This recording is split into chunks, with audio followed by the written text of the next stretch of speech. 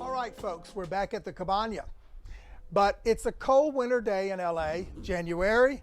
But what does that mean? It may mean we need a sweater or a jacket, perhaps. At least the sun is out. It's not too difficult on us here in Los Angeles during the winter. So today is a very special visitation and guest spot with our veteran agent, Michele Moses. Michele has been in the industry well over a decade and a half, but we just love her presence on our team, her experience, her intelligence, and I'll just admit there's a great Earth Mama quality to Michele that her clients and her teammates love. So without further ado, I want to introduce you all and say welcome to Michele. Hey, Ernie. How are you? I'm great. Well, you sure are. You're just all put together. Every time I see you, Michele, you have concocted a new, cool, hip look. That is your constant development in front of all of us, and it keeps it interesting. And I think that reflects something about your personality. There is a creative heartbeat that you have. There's an artistry. And I know enough about you to know that music plays a big part of that. So please tell us, what were you doing just before you entered real estate with all of us? Oh my God, Ernie, thank you so much for that introduction. But you got me. No. Wow, before I got into real estate, I did a lot of things. I feel like I had a couple of lifetimes. I was acting and back and forth between New York and LA. My dad was living in Europe, so it was really lovely.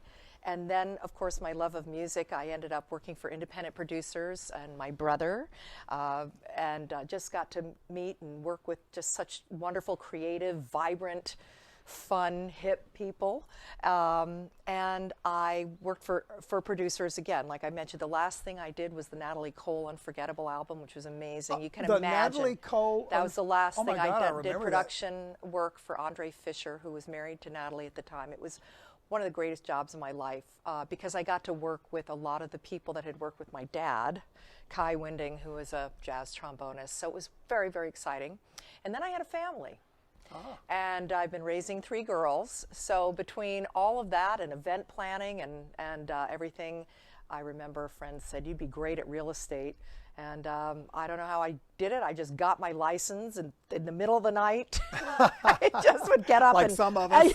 and read, and then it was a number of years, and I met you, and everything changed.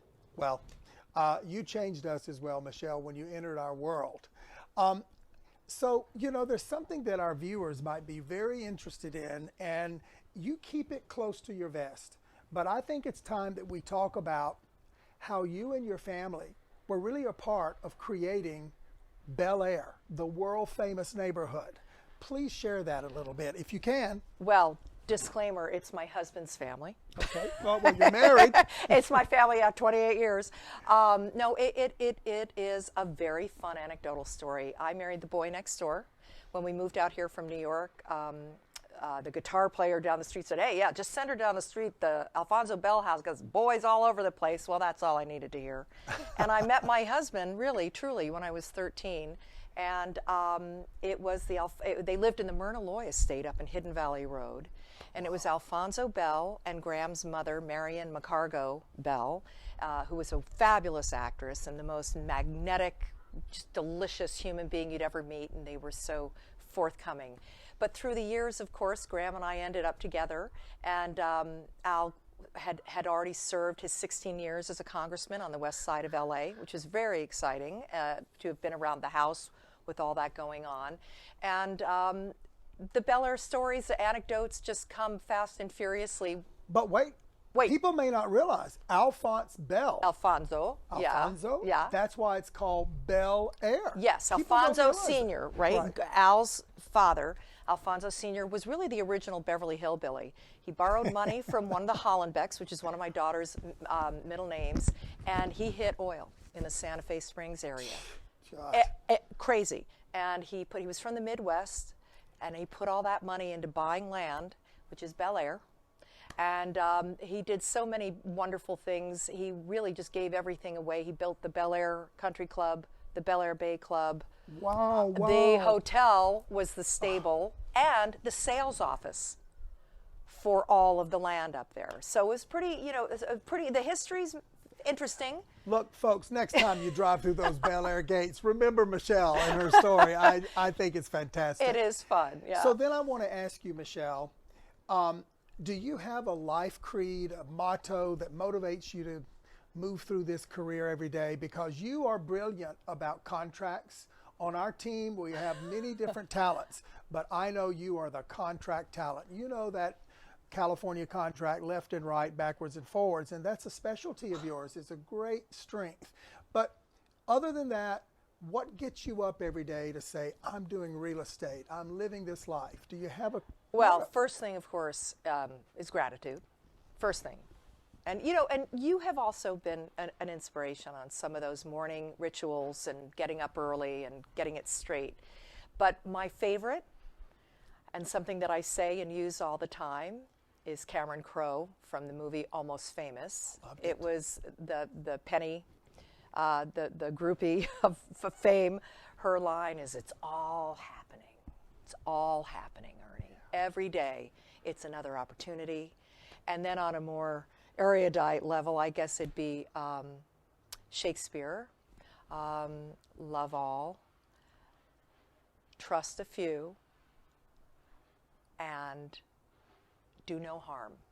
That's my new motto. Love all, trust a few, and do no harm. harm. That's kind of where it's at. Well, I'm going to relate you now not only to Bel Air, but to true royalty. When you spoke a few moments ago about meeting your husband at age 13 up at Alphonse Belle's home. Alfonso. Yeah. Princess Diana was about 13 when she met Prince Charles, because he came to her country estate to date her older sister. So even a royal princess met her future husband at a young age, and then, as you said, life unfolded, all is happening. I think you are our team princess as Ernie. of today. Oh, God. And you can see, folks, why I treasure this woman, this great professional in real estate. And if you don't have a real estate connection yet, please consider Michele. I would. And until the next time, we'll be here in the Cabana. See you later. Bye.